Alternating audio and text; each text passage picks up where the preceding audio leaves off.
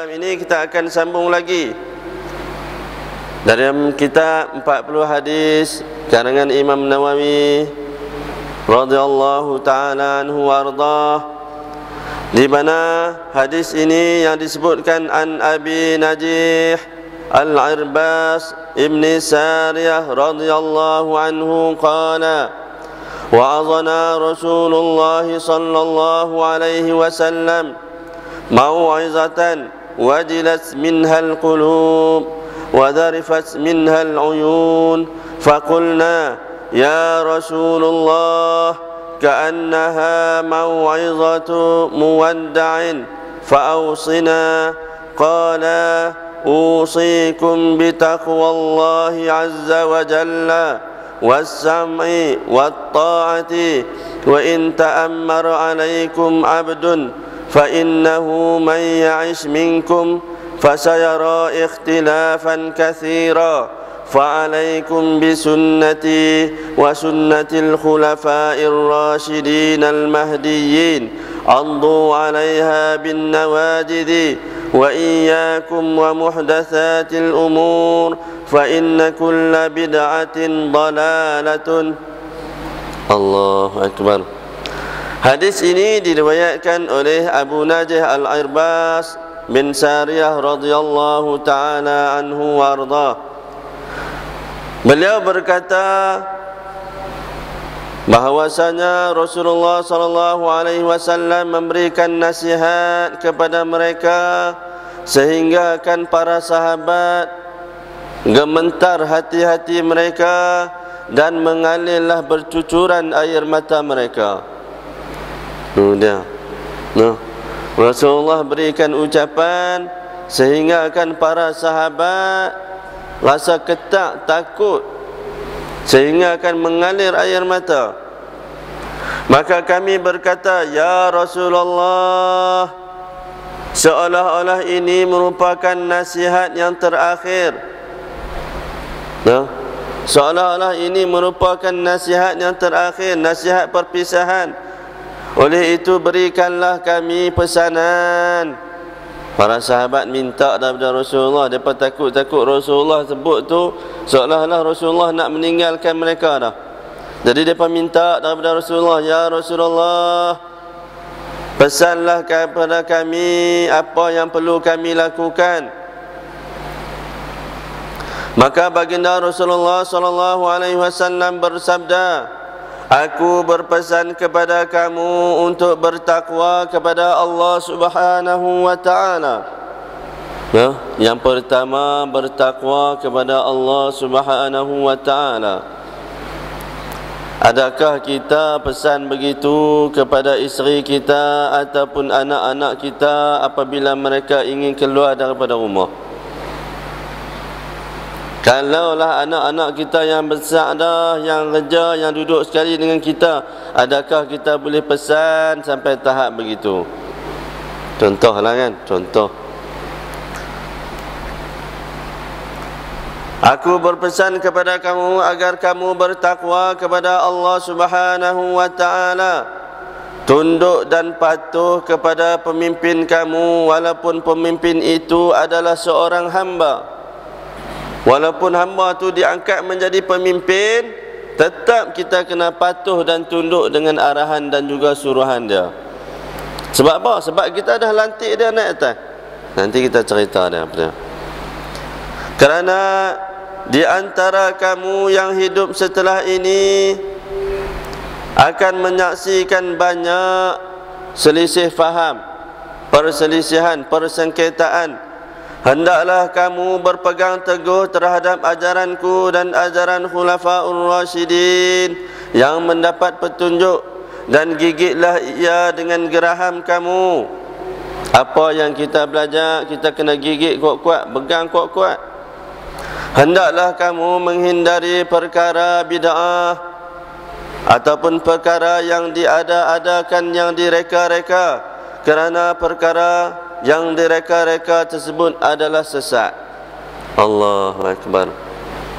Banyak faedah daripada hadis ini lah. Yang pertama, hadis ini diriwayatkan oleh Abu Daud dan Tirmizi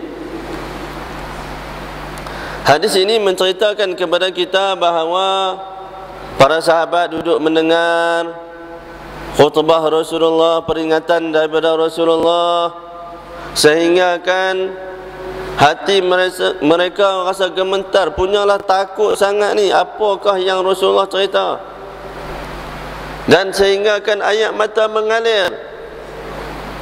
Para sahabat bukan ayat mata buat-buat tu, dia titik satu, tak ada.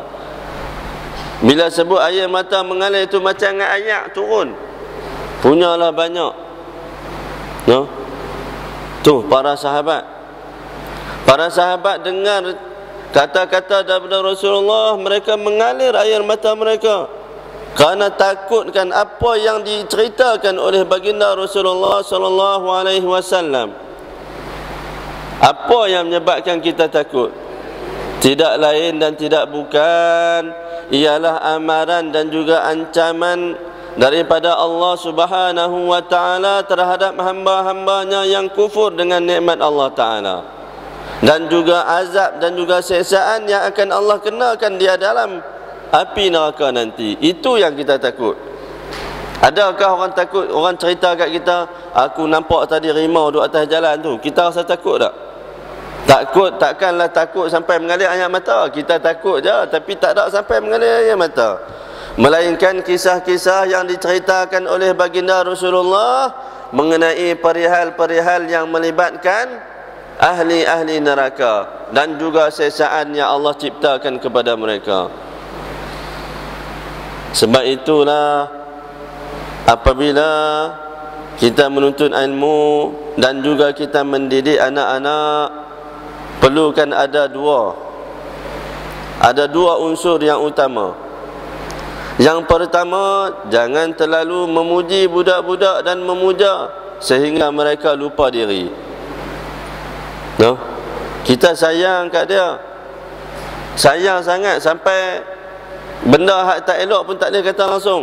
Maknanya kita tak boleh nak tegak langsung. Kalau tegak sikit, sekejap lagi dia teriak, dia buat perangai. Contohlah kan. Yang kedua, jangan pula sampai duk keji, hina, maki sampai tak ada ruang untuk memuji. Contohlah kan. Jadi Islam mengajarkan dia ada balance, ada imbangan. Sebab itulah Rasulullah diturunkan basyiran wa nazira, membawa berita gembira dan juga membawa berita ancaman, ugutan daripada Allah Subhanahu wa taala.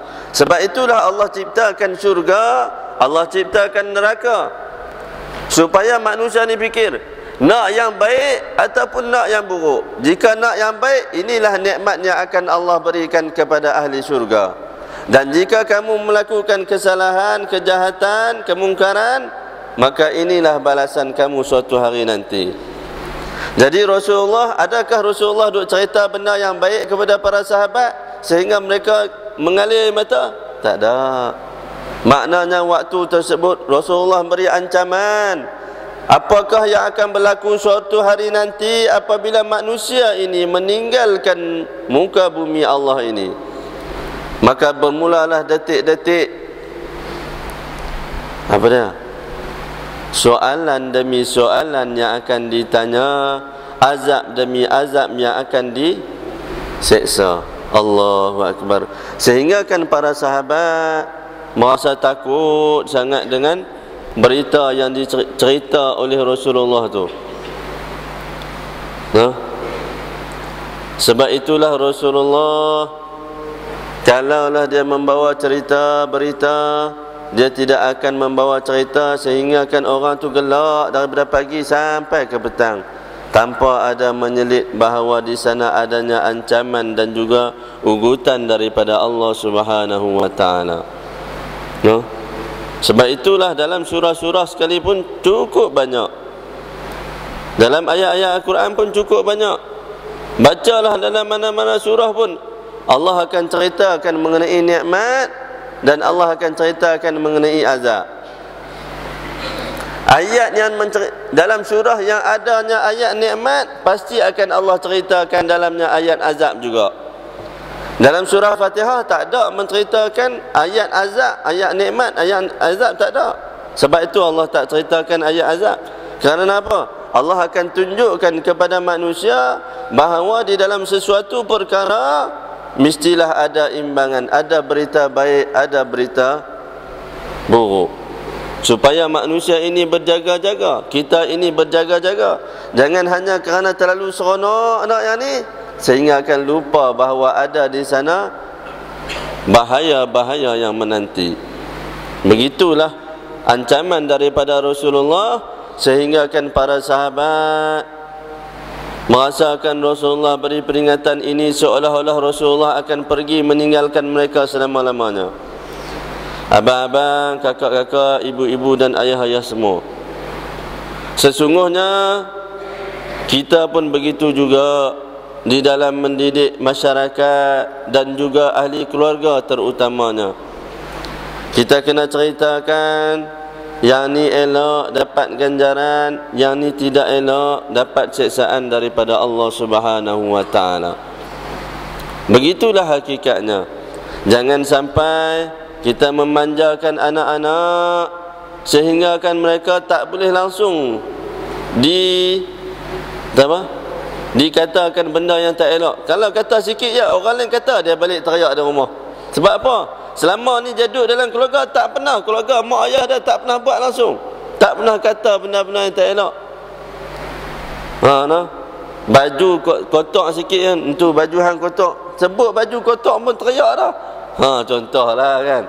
Contoh kata tu kasut hang kotak tu, semua pakat bu dia. Balik di rumah teriak dah. Sebab apa? Kawan-kawan bu selama ni tak pernah orang buat. Tu contoh dia. Contoh saja. Jadi manusia ini, kalaulah kita ini tidak mampu memberikan didikan, iaitu berita gembira ataupun kebaikan, dan juga memberikan ancaman, maka budak-budak tersebut tidak akan mampu pergi jauh, kerana dia tidak boleh mengimbangi sifat yang ada dalam tubuh badannya. Sebab itulah Allah datangkan kepada kita berita-berita mengenai kenikmatan ahli syurga. Kenikmatan ahli syurga bermula daripada dalam kubur lagi. Dan begitulah juga Rasulullah ceritakan mengenai azab-azab ahli neraka bermula daripada alam kubur. Itu contoh dia. Maknanya dia kena ada dua, kebaikan dan juga keburukan. Bahayanya kalau buat. Contohlah kadang-kadang budak-budak pegang pisau, kita biar itu saja. Sekejap dia duduk pergi katok kakak dia ke, abang dia ke, kakak dia ke, ataupun kita sendiri tengah duduk tidur, dia ambil pisau katok bala. Tu dia contoh. Contohlah kan. Contoh dia. Maknanya adalah ancaman dia. Sebab itulah kalau kita nak mendidik dan juga berkawan sekalipun, jangan sampai hanya kita memuji sahaja. Ada juga benda yang tak elok tapi kita tak berani nak sebut. Sebab apa? Sebab kita nak jaga hati dia. Kerana itu bukanlah sifat yang sebenar. Kalau betul kita nak tolong dia, kita kena cakap dengan dia elok-elok, walaupun dia tak boleh terima. Mungkin dia tak boleh terima. Sifat manusia tidak akan suka dikeji dan juga dihina sama sekali. Hanya nakkan dipuji dan dimuliakan. Begitulah sifat manusia. Karena manusia ni pantang sekali dikeji, dihina, dimaki, dikutuk, karena merasakan itu adalah perkara yang dia tidak layak. Dia akan rasa marah bila orang kata yang tak elok kepada dia. Sebab apa? Karena bercanggah dengan diri dia. Sebab itulah manusia ni mula marah. Sifat marah ini akan muncul apabila perkara yang kita buat, yang kita suka, orang lain tak suka. Marah ni akan berlaku apabila apa yang kita nak, kita tak dapat, ataupun orang lain pula duk pergi kata kat kita, jadi yang kita inginkan, jadi benda tu kita akan rasa marah. Kita rasa handuk kata kat aku, sedangkan kita tahu sejauh mana diri kita. Itu contoh dia. Dan seterusnya, maka para sahabat pun mohon daripada Rasulullah sallallahu alaihi wasallam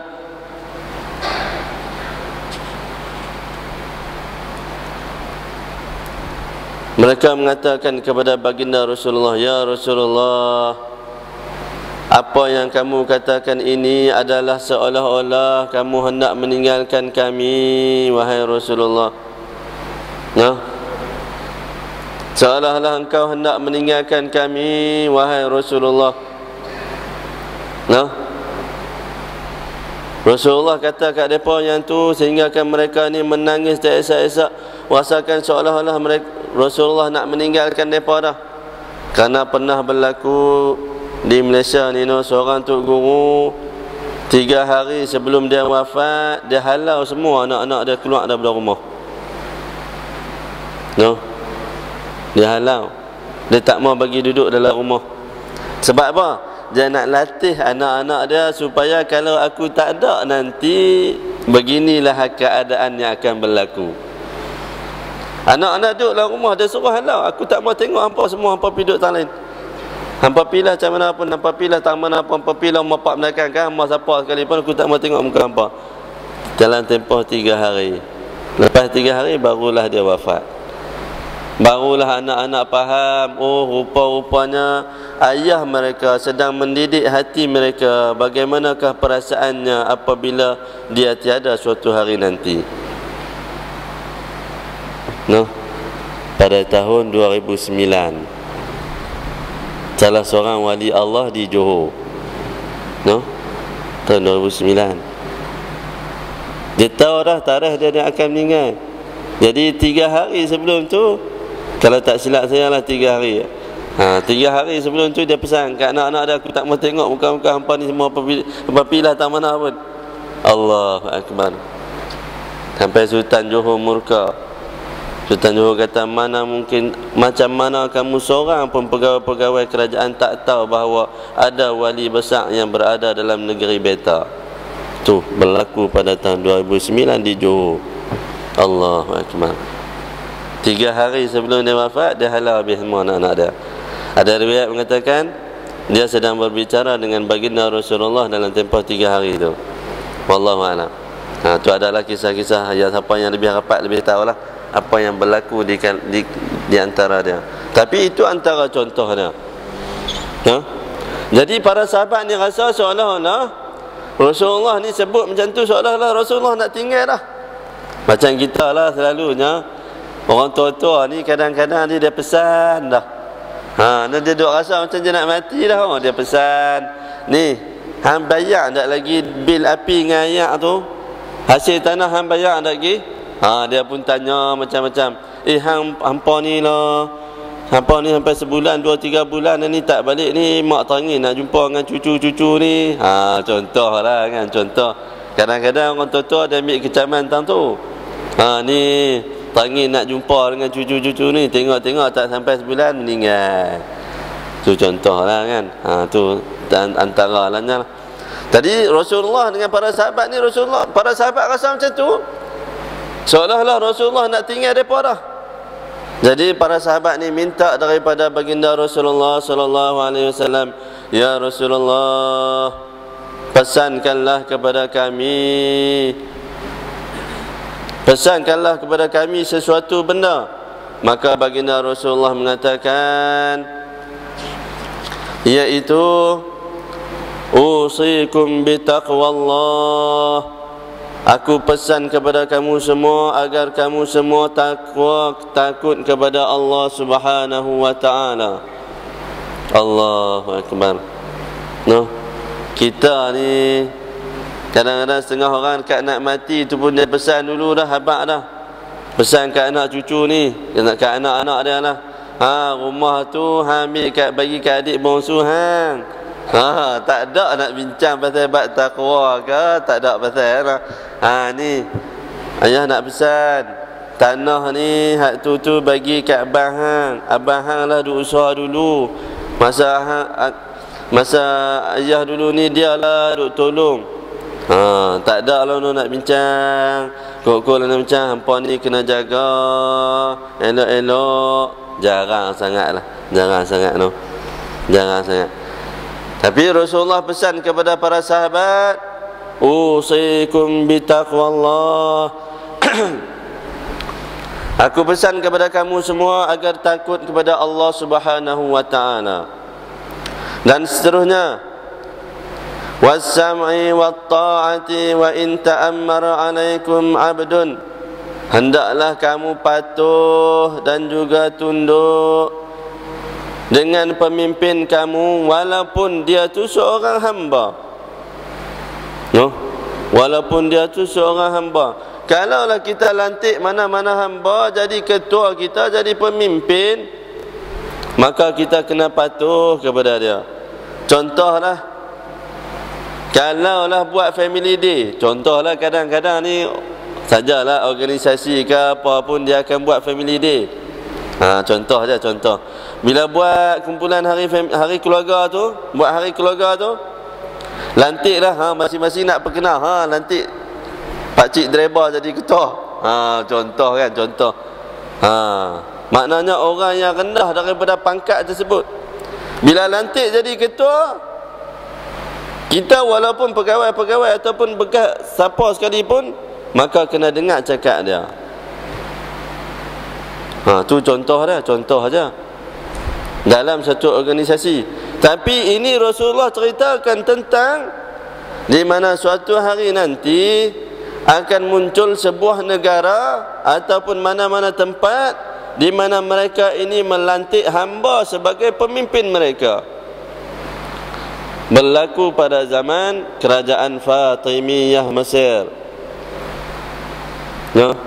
Kerajaan Fatimiyah Mesir, di mana para pemimpin bertelagah di antara mereka, maka naiklah hamba menjadi ketua kepada mereka. Jadi hamba naik jadi presiden, jadi khalifah waktu itu pada kerajaan Fatimiyah. Maka waktu itulah diadakan bubuk Asyura. Waktu zaman apa? Waktu zaman apa yang ada bubuk Asyura, adanya Maulid Rasulullah. Sebelum tu tak ada. Pada kurun yang ke-5 Hijrah kalau tak silap saya. Waktu itulah adanya kerajaan Mamalik, iaitu Mamalik ni adalah kerajaan hamba. Zahir Bebres antaranya nama-nama para pemimpin yang masyhur di kalangan hamba. Berperang dengan kerajaan Rom sehingga akan habis langsung harta benda dia. Habis untung, nak beli senjata pun tak ada duit, kerajaan tak ada duit, kerajaan Mesir pun tak ada duit waktu tersebut. Tetapi di istana tersebut memiliki 1000 orang dayang yang memakai harta gelang-gelang emas dan juga rantai-rantai daripada emas. Kemudian Raja Malik Zahir Bebres mengatakan, Sultan Zahir Bebres dia mengatakan, sesungguhnya dia ingin mengenakan cukai, ingin merampas harta-harta orang Islam terdiri daripada emas untuk dileburkan, dan panggil seluruh para alim ulama. Maka mereka ni tak berani nak lawan cakap raja.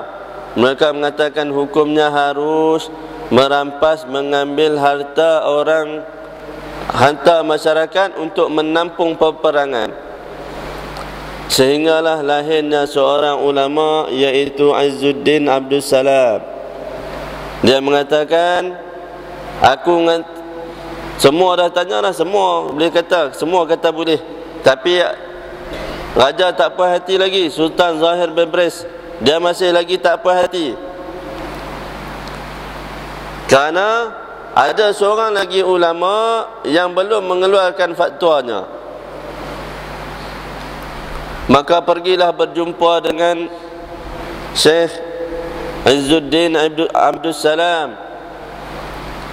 Kemudian ditanyakan fatwa yang telah dikeluarkan oleh kerajaan. Maka dia mengatakan, sesungguhnya wahai tuanku, bukankah tuanku dulu seorang hamba, kemudian Allah lantik tuanku menjadi sultan? Di hadapan raja, di hadapan raja. Kemudian, bukankah dayang-dayang memiliki ribuan Ada lebih kurang 1000 orang dayang-dayang ataupun pekerja-pekerja orang gaji yang berada di istana tersebut yang memakai rantai-rantai dan juga gelang-gelang daripada emas. Bukankah itu hak milik negara?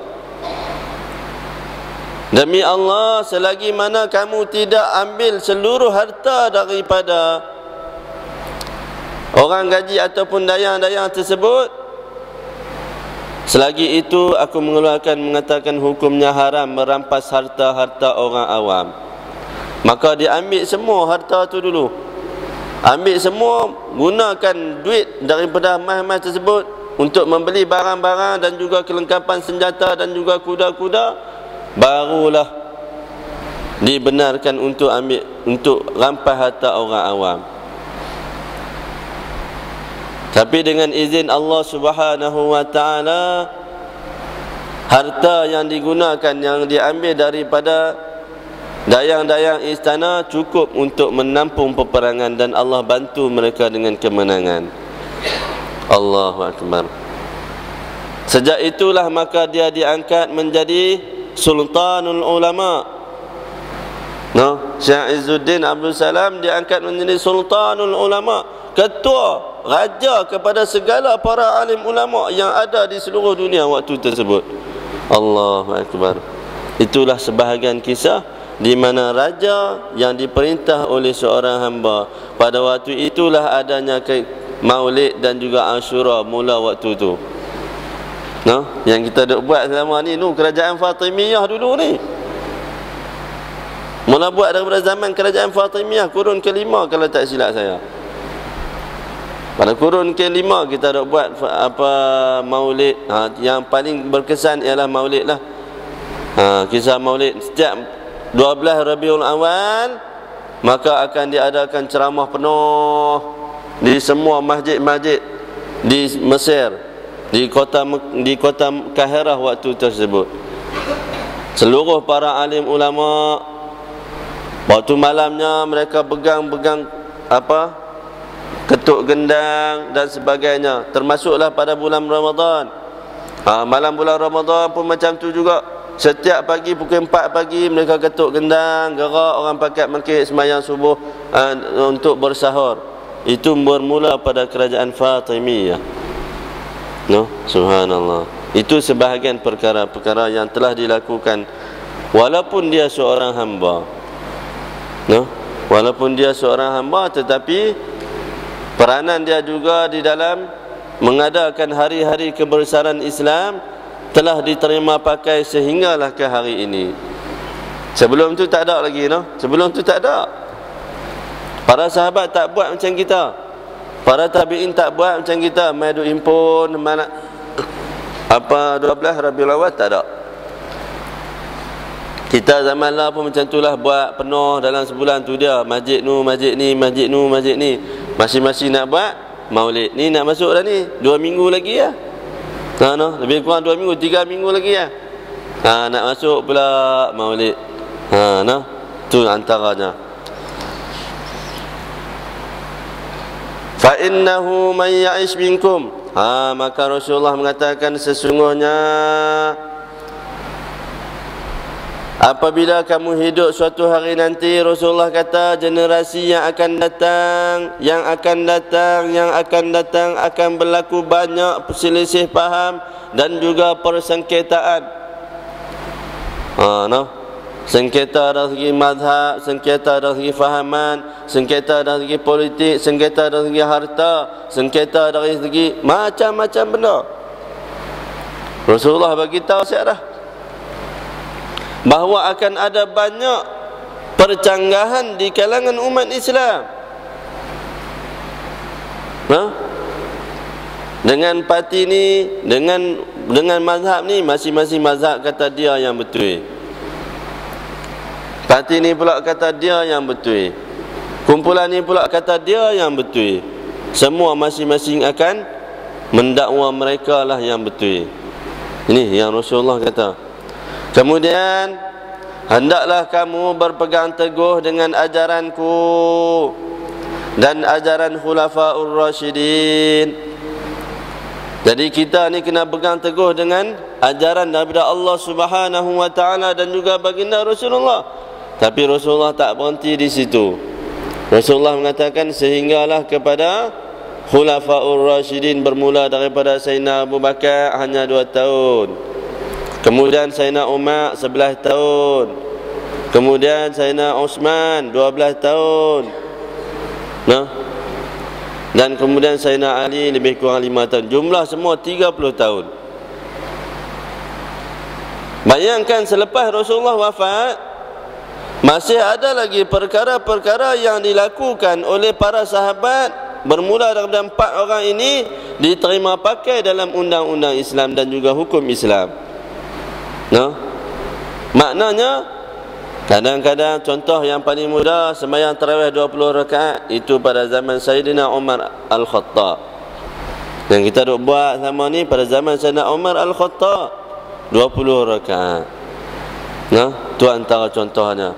Banyak lagi yang mereka cipta oleh pada zaman Sayyidina Umar. Dia mengadakan Baitul Mal, dia mengadakan saliran, dia mengadakan pejabat pos, dia mengadakan rumah transit. Cukup banyak pada zaman Sayyidina Umar. Karena waktu tersebut dia berjaya memerintah lebih kurang 11 tahun.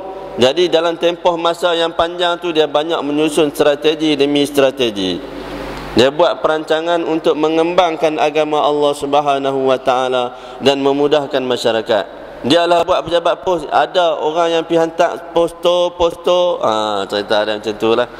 Daripada sebuah tempat kepada sebuah tempat. Tentera pula dibayar gaji penuh setiap bulan. Dan kaki tangan kerajaan juga dibayar gaji daripada Baitul Mal. No?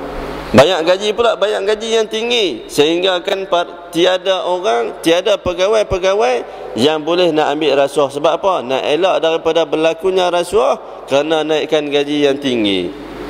No? Kalau bagi gaji sikit, saat lagi mula lah. Zaman lah tak cukup. Zaman dulu tak cukup. Zaman lah telah lagi lah. No? 1,000 tak ada apa. 1,000 tu tolak duit api ayak kereta. Habis terus. Kalau beli kereta. Tu pun kalau beli kereta. Kalau tak beli kereta pun 1,000 pun tak cukup. Ibaratnya begitu. Tengok petrol naik pula. Tak tahu bila pula nak turun. Harga barang pun tak tahu bila pula nak turun. No? Tu contoh dia. Jadi pada zaman Sayyidina Umar, maka tentera-tentera ni semuanya dibayar gaji. Dan ada buku akaun pula. Buku kira-kira. Okey, nama ni sekian-sekian. Semuanya dicipta pada zaman Sayyidina Umar Al-Khattab. Yang diguna pakai zaman sekarang ni banyaknya pada zaman Sayyidina Umar Al-Khattab. Kemudian naiklah Sayyidina Utsman lebih kurang 12 tahun. Maka ada juga perubahan yang dia lakukan. Itulah sebahagian serba sedikit kisah Khulafaur Rasyidin yang 4 orang ini, di mana Rasulullah mengatakan 4 orang ini, apa yang diciptakan, yang direka, apa yang diberikan, yang difatwakan, maka boleh dijadikan sumber hukum. Kenapa? Karena ini adalah pesanan daripada baginda Rasulullah sallallahu alaihi wasallam. Kemudian dipanjangkan lagi, diluaskan lagi, ialah para sahabat. Ada kalangan para sahabat yang mengambil rambut Rasulullah, kemudian mereka celup dalam ayak, kemudian mereka minum ayak daripada celupan rambut Rasulullah. Itu antaranya. Sebahagian daripada tabarruk. Itu antara kisah-kisah para sahabat. Ada sebagian orang yang tak boleh terima benda tersebut. Dia kata benda tu khurafat, benda itu bid'ah. Kenapa? Rasulullah tak pernah buat. Ya, betul, Rasulullah tak buat. Rasulullah nak ambil rambut dia sendiri, ikut cabut rambut dia nak buat. Para sahabat tak buat. Ya, jangan cakap para sahabat tak buat. Para sahabat buat. Cuma kita boleh jadi tak jumpa peristiwa yang para sahabat buat tu. Boleh jadi kita tak jumpa, kita kata tak ada. Bila orang lain buat, kita kata tak boleh. Sebab apa? Sebab kita tak jumpa, kita kata tak boleh. Itu bukanlah adabnya. Jadi para sahabat, Rasulullah mengatakan, ashabi kan nujum, para sahabatku seolah-olah bintang. in iqtadaitum ihtadaitum, jika kamu ikut mereka kamu akan dapat hidayah, bantuan daripada Allah Ta'ala. Mana mungkin para sahabat yang buat semua ni tidak mendapat keredaan daripada Allah Ta'ala. Sebab itulah ada para sahabat yang ambil peluh Rasulullah, mereka bubuh dalam bekas, dia pergunakan seolah-olah menjadi pewangi, kerana peluh Rasulullah juga wangi. Subhanallah, banyak lagi kisah-kisah bagaimana para sahabat mengambil tabarruk daripada Rasulullah. Bukan sakat Rasulullah, bahkan tinggalan Rasulullah, antaranya mimbar Rasulullah, antaranya baju Rasulullah, bahkan bapa saudara Rasulullah dan juga anak cucu Rasulullah. Antara yang paling banyak diambil syafaat ialah Sayyidina Husain, yang kedua ialah Sayyidina Hasan. Sebahagian daripada kumpulan tarekat mereka menyebut, ya Sayyidina Nabi, ya Sayyidina Husain, wahai Sayyidina Husain, kami mohon dengan keberkatan, dengan kemuliaan kamu. Tu walaupun mereka dah wafat dah lama dah mati lama dah. Tapi zaman sekarang masih lagi ada orang yang ambil sebut kerana mengambil sebagai tabarruk, bukan kerana dia, tetapi dengan kemuliaan yang Allah berikan kepada dia dan juga keberkatan yang Allah berikan kepada keturunan baginda Rasulullah sallallahu alaihi wasallam. Dan insya-Allah hari Isnin Habib Kazim, salah seorang cucu Rasulullah sallallahu alaihi wasallam, akan berada bersama-sama kita di dalam Masjid Al-Hana ini, insya-Allah. Lepas maghrib ke lepas isyak? Lepas maghrib. Akan ada lepas maghrib salah seorang juga tok guru saya. Tu pun wali nah. Wali jangan main-main, ilmu falak duk ada dalam kepala dia. Dia boleh tahu, tengok daun tu dia pergi habaq, okey, pi tunggu bawah pokok tu sat lagi daun tu luruh. Tepat pukul 1 sat lagi pi tunggu. Tapi kita tak tahulah kalau kita boleh cakap bahasa Arab dengan dia, minta kat dia, minta. Allahu Akbar. Jumpa dengan Tok Guru, nyatakan ud'u li. Wahai Tok Guru, doalah untuk kami, untuk aku ni, ataupun ud'u lana, doakanlah kepada kami semua. Bayangkan cucu Rasulullah, mereka ni Allahu Akbar, darjat mereka di sisi Allah Subhanahu wa taala punyalah hebat. Salah seorang antara cucu Rasulullah yang paling hebat, walaupun ramai lagi, tapi ini antara boleh bawa mai sini. Allahu Akbar. Alangkah bertuahnya kita, bumi Langkawi dia boleh sampai. Insya-Allah sama-sama kita penuhkan pada hari Isnin malam Selasa 15 hari bulan 15 hari bulan, insya-Allah, salah seorang keturunan Rasulullah.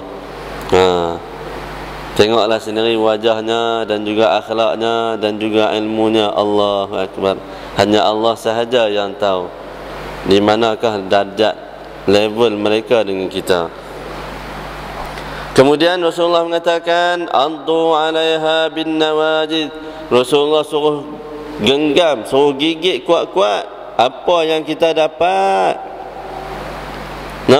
yang dibawa oleh baginda Rasulullah dan juga para sahabat Rasulullah. Jadi Rasulullah suruh gigit tu sebab apa? Rasulullah suruh gigit, Rasulullah tak suruh pegang. Pasal apa Rasulullah tak suruh ikat? Pasal apa Rasulullah suruh gigit benda yang tu? Gigit dengan geraham kamu. Ibarat apa? Ibaratnya kalau orang kata apapun, kita kata hak tu juga, hak ni Rasulullah pernah buat. Tu dia. Walaupun orang lain kata tak, kita tetap berpegang dengan Rasulullah dan juga para sahabat pernah buat. Contoh dia. Kemudian wa iyyakum wa muhdatsatil umur. Hati-hatilah kamu dengan perkara-perkara yang direka-reka. Fa inna kulla bid'atin, maka sesungguhnya setiap perkara yang bid'ah itu adalah sesat.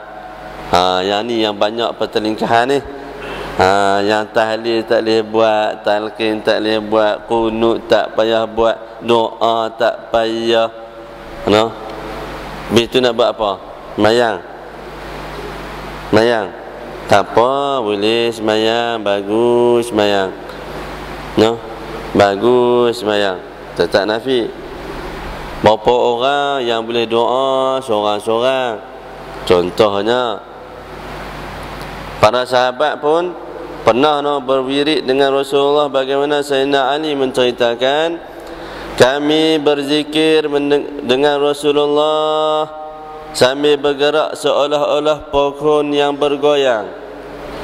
Nah, Sayyidina Ali dalam asar sebutan daripada Sayyidina Ali, dia mengatakan bahawa sesungguhnya kami pernah berwirid berzikir dengan Rasulullah seperti seolah-olah pohon yang bergoyang. Maknanya kiri pun boleh, kanan pun boleh, depan pun boleh, belakang pun boleh.